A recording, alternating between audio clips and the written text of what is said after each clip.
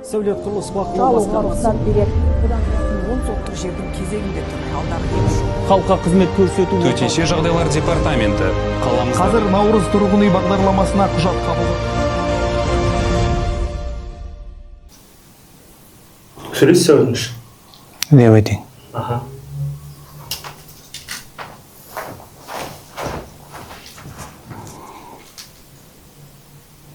Сіздер сөйлесеңіздер. Мемлекеттік қызмет. Сіз? 1-2. Ага, все. Все, бастай берсеңіздер. Бәрі болды да, дайын. Бастай бер.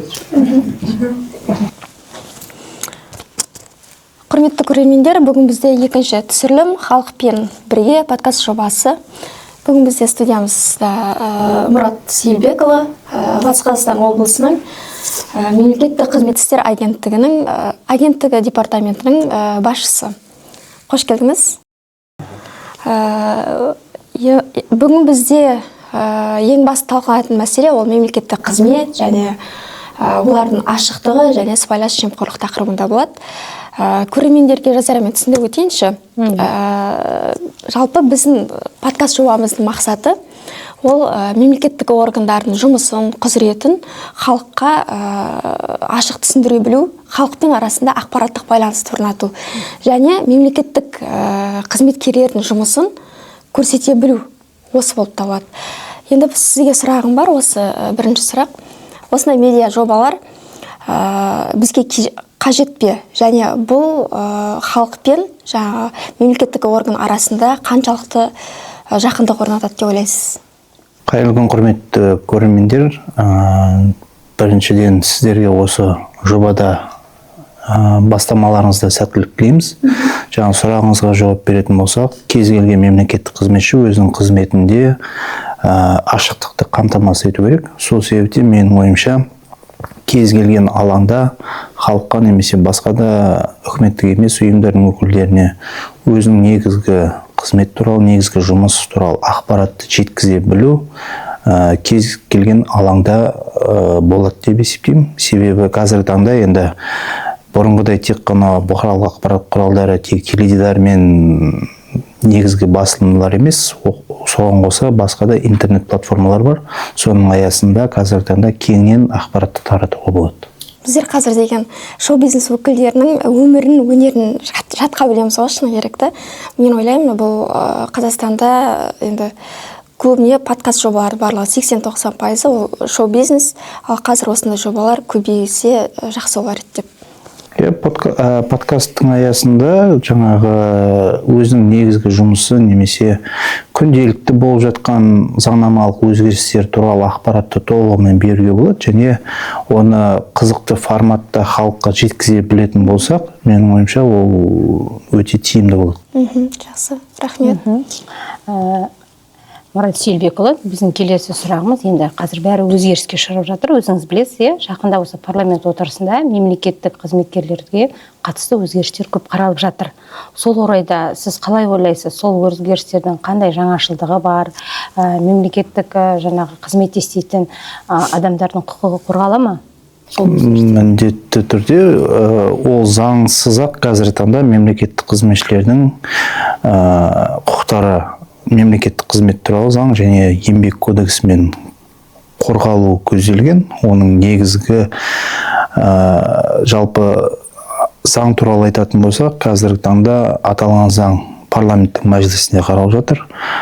Және заң жобасы аясында біз мемлекеттік қызметшілердің құқықтық және әлеуметтік қорғалуын қамтамасыз етуді көздеп отырмыз. Оның ішінде тәртіптік жауапкершілікке тарту институты қайта қаралатын болады. Сонымен қатар мемлекеттік қызметшілерге негізделген бірқатар төлемдер енгізуді жоспарлап отырмыз. Оның ішінде зейнетке шыққан жағдайда оған тиісті төлемдер енгізіледі. Сонымен қатар ротацияланған мемлекеттік қызметшілерге қатысты төлемдер де көзделетін болады. Жалпы мемлекеттік қызметшілердің құқықтарын қамтамасыз ету туралы айтатын болсақ, қазіргі таңда біз департамент тарапынан тұрақты негізде тиісті мониторинг жұмыстарын жүргіземіз, тексеру жүргізіледі. Соның аясында мемлекеттік қызметшілер тәртіптік жауапкершілікке тарту мәселесі бар. Олардың іс-сапар шығындарын уақытылы өтеу мәселесі бар. Сонымен қатар уақытылы демалысқа шығу мәселесі бар. Соның барлығы мониторинг аясында қамтамасыз етіледі. Және жаңағы мен айтқан 3 бағытқа қосымша үстеме жұмысқа тарту мәселесі де бар.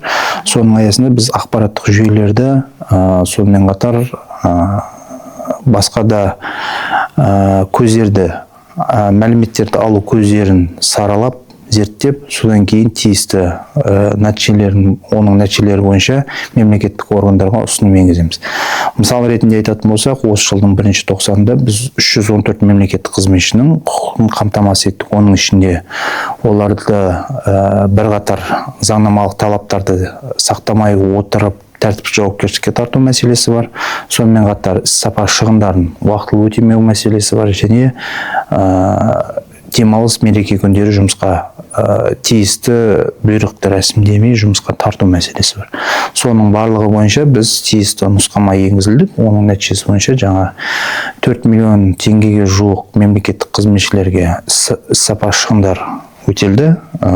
Жаңа мен айтқанда 314 мемлекеттік қызметшінің құқықтары қамтамасыз етілді.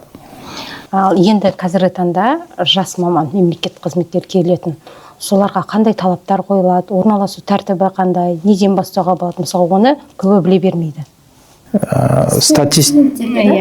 Статистикаға келетін болсақ, облысымыздың жергілікті атқарушы органдарына 2197 мемлекеттік қызметші істейді. Сонымен қатар жалпы облысымыздағы мемлекеттік қызметшілердің санына келетін болсақ, 3500-ден асады. Соның 30% 950 мемлекеттік қызметші қазіргі таңда 35 жастан аспаған мемлекеттік қызметшілер. Сонымен қатар қазіргі таңда 2023 жылдан бастап мемлекеттік қызмет туралы заңға бірқатар өзгерістер енгізілді. Сол өзгерістердің аясында қазір ауылдық, аудандық деңгейдегі басшы емес лауазымдарға жоғары оқу орындарының түлектері, егер олар мемлекеттік грантта оқыған болатын болса, және GPA 3.3-тен төмен болмаса, олар тікелей конкурссыз тағайындауға мүмкіндігі бар. Ол дегеніміз, олар тиісті тестілеуді өтпейді. Бос лауазым болатын болса, біздің департаменттің келісімімен біліктік талаптарға сәйкес келетін, келмейтінін қараймыз. Және кейін сәйкес келетін болса, біздің келісім негізінде тікелей конкурссыз тағайындауға мүмкіндігі бар. Қазіргі таңда осы бастама заңнамалық тұрғыда тиісті өзгерістер енгізілген сәттен бастап, облысымызда 82 түлек тікелей конкурссыз тағайындауға мүмкіндік алды. Керемет қой бұл деген, біріміздер тест тапсырдық, 2 рет дегенде өткен бар. Өз кезегінде бұл 2 үлкен мәселені шешуге мүмкіндік береді. Ол біріншіден ауылдық, аудандық деңгейдегі кадр тапшылығын тұрақтандыру мәселесі. Сонымен қатар ауылдық, аудандық деңгейге қазіргі таңда біз мемлекеттік қызметке жас білімді мамандарды тартудың құралы. Аталған жас мамандар сонымен қатар дипломмен алға деген мемлекеттік бағдарлама бар. Соның аясында мемлекет тарапынан тиісті көмек алуға мүмкіндіктері бар. Ол бір жолғы көтерме ақша және төмен пайызбен өзінің тұрғын үй мәселесін шешуге қатысты ипотека алуға мүмкіндіктері бар. Жақсы. Сонымен қатар қазіргі таңда біз 19 жылдан бастап мемлекет басшысының сайлауалды тұжырымдамасында айтылған бірқатар тапсырмалар аясында президенттік жастар кадр резерві және өңірлік кадр резервін қалыптастырдық. Өңірлік кадр резервіне келетін болсақ, 24 жылы біз 30 резервшін анықтаған болатынбыз. Резервте 30 адам тұр. Және соның қазіргі таңда 22-сі немесе 73% жоғары тұрған лауазымдарға тікелей конкурссыз тағайындауға мүмкіндік алды.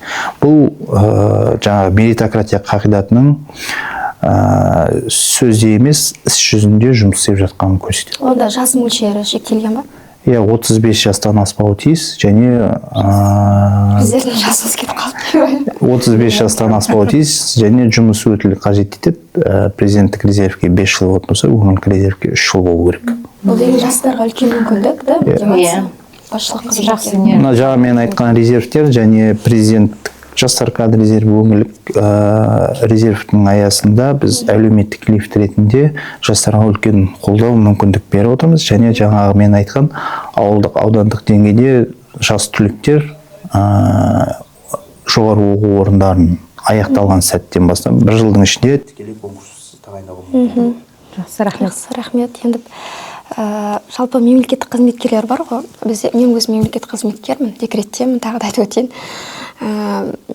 Жаңағы не болған кезде, жаңағы жұмыста заң жүзінде түсіндіретін нәрселерді кейде халық тұрғындары келгенде жаңағы басшылықтан рұқсат сұрап бір заң тұрғысында түсіндіретін нәрсені ашық түсіндіруге сескенеміз да, кішкене болса да. Осы тұрғысында мемлекеттік қызметкерлермен жаңа халық арасында коммуникациясы қандай деңгейде болу керек? Біздің мысалы подкаст жобамызды бастап шығара бастағанда көптеген мемлекеттік қызметкерлер бар еді, келгісі келеді да, өз ойын еркіндікті айтқысы келеді. Жұмыс еркіндік дегенде әрине этика талабы бар, заң талабы бар, сақталады оның барлығы. Жұмысын айтқысы келеді, бірақ та жоғары басшылық тараптан бір рұқсат сұрағандай бір нені күтеді. Талап. Осы тұрғысынан біздің подкаст жобамызға қатысты не айтар едіңіз? Мемлекеттік қызметкерлерге ашықтыққа шақырасыз. Енді жақсы бастамалардың бірі ол мемлекеттік органдардың, жалпы мемлекеттік қызметшілердің күнделікті істеп жатқан жұмысымен мемлекеттік саясатты, қазіргі таңда заңнамалық тұрғыда болып жатқан өзгерістерді халыққа жеңіл жеткізудің бір құралы. Мысалы, көп жағдайда енді үлкен қалада, басқа жерлерде жаңа мен айтқандай өмір сәл өзгеріп жатыр. Бұрынғыдай теледидарды немесе газеттерді оқуға көп жағдайда мүмкіндік жоқ, уақыт жоқ. Сол себепте ыңғайлы жерде смартфон немесе планшет арқылы осындай подкасттарды көріп, немесе Instagram, TikTok'та Reels, Shorts деген бар. Соның аясында тиісті ақпаратты тез арада және түсінікті түрде жеткізуге мүмкіндік бар. Яғни мемлекеттік қызметкерлерге ашық, еркін заң аясында өз пікірін айтуға. Ол заңнама талаптарын сақтай отырып, оларға ешқандай шектеу жоқ енді. Ал сіздің жобаңызға немесе басқа да алаңдарда тиісті сұхбат беремін немесе ақпарат жеткіземін дейтін болса, ондай өзінің еркін, өз құқығы, бірақ бірқатар заңнамалық тұрғыда талаптарды сақтау тиіс. Заң талаптары демекші, жаңағы мемлекеттік органдардың әртүрлі функциясы, қызметтері бар да, көрсетілетін мемлекеттік қызметтері бар. Бүгінгі таңда 80-90% бұл қызметтер электронды форматқа көшірілді да. ЕГОВ, e-лицензиялау порталы бар, ИСОН деген порталдар бар. Осы арқылы қызметтер көрсетіледі. Бұл тұрғысында көрсетілетін мемлекеттік қызметтері бар ғой, осы тұтынушылардың құқықтары қаншалықты бұзылуда және сіздерге арыз шағымдар қаншалықты түседі? Арыз шағымдар бізге тұрақты негізде түседі десек болады. Соның аясында жаңа менің қандай мемлекеттік қызметшілерінде, қызмет алушыларында құқықтарын қамтамасыз ету бойынша біз негізгі жұмысты атқарамыз. Оның ішінде ақпараттық жүйелер тұрақты негізде мониторинг жүргіземіз.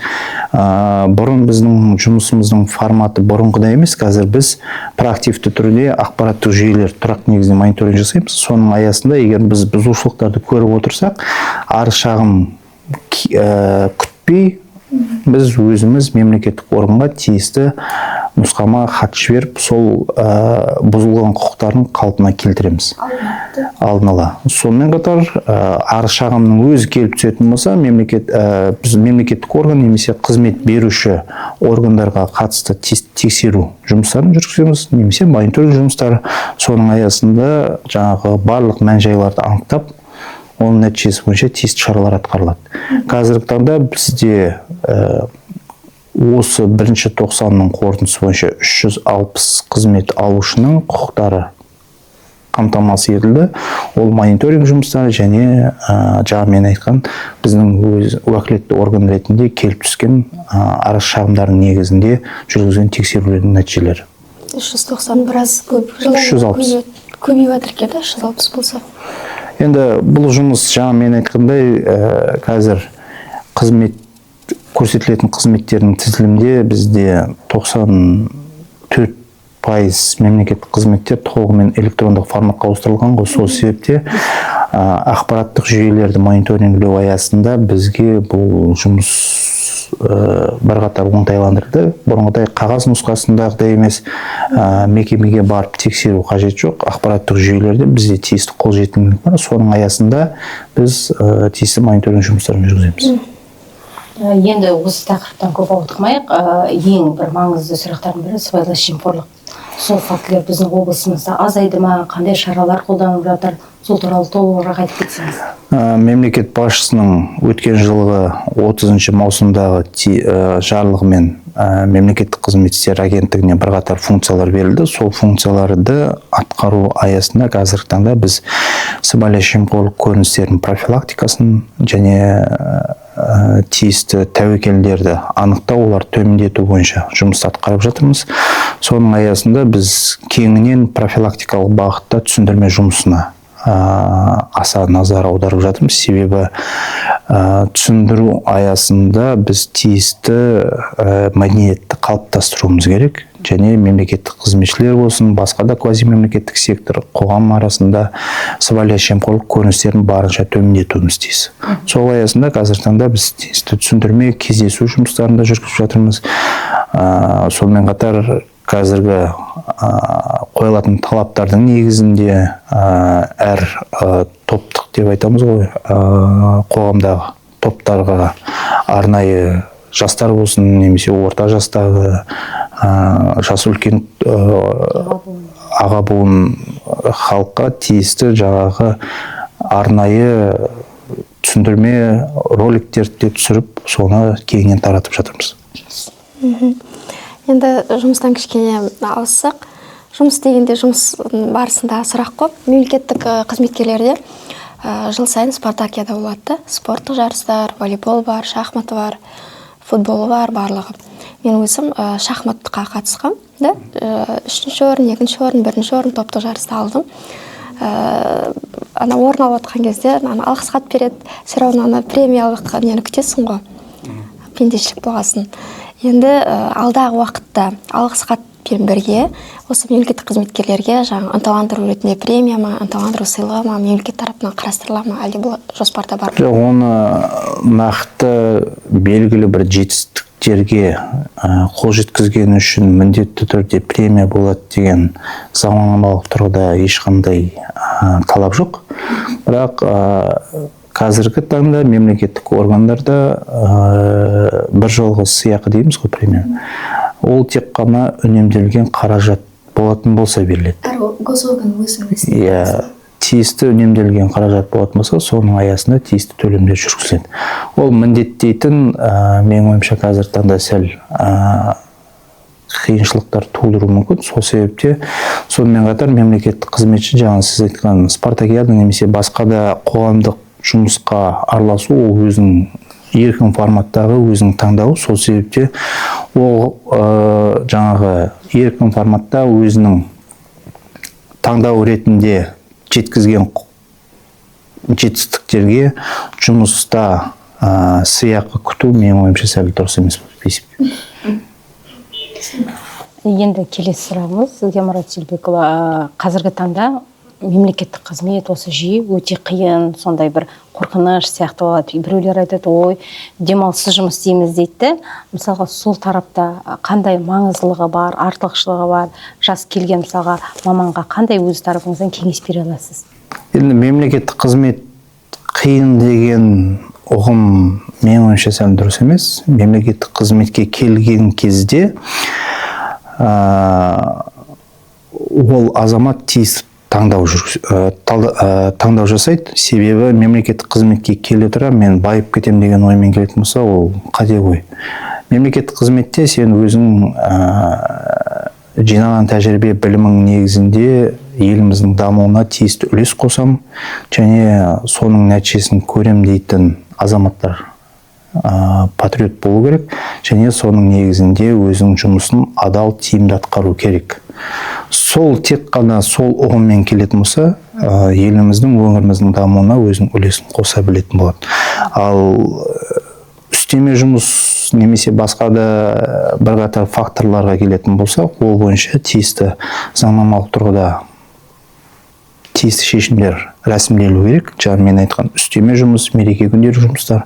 Ол үшін мемлекеттік қызметшілердің толығымен құқықтары қамтамасыз етілген және тиісті төлемдер немесе қосымша демалыс күндері беріледі. Жақсы түсінікті болған сияқты да, көптеген сұрақтар жаңа өзгерістерге қатысты, сыбайлас жемқорлыққа, жас маманға қатысты түсініктемелер. Көрермендер, көп рахмет сіздерге. Алда подкастыны шығады. Сізге де рахмет. Аздап кішкене қобалжыдық. Яғни мысыңыз бар екен деп. Сізбен мен деген өзім 2022 жылы жалпы оқу орталығы бар ғой, сонда оқыдым, біліктілікті арттыру бойынша. Сонда танысқанбыз, сонда деген мен құрылысты цифрландыру бойынша жоба қорғадым. Ол республика Астанаға жіберілді. Ол Қазақстан бойынша бірінші этаптан бірінші болып өттім де, екінші этаптан төртінші болып қалып қойдым. Сонда сол кезде танысқанбыз. Рахмет келгеніңізге, келіскеніңізге. Жобаларыңызға сәттілік тілеймін. Көбірек жаңа түсірімдеріңіз, сосын көрермендер тарапынан просмотр деген сол көбірек болсын. Сосын жаңа Инстаграм, ТикТок алаңдарында сол жерде кеңінен таратсаңыздар да болады. Рахмет сізге. Рахмет, сау болыңыздар. Көп қолдауыңызға. Мен былай көтеріп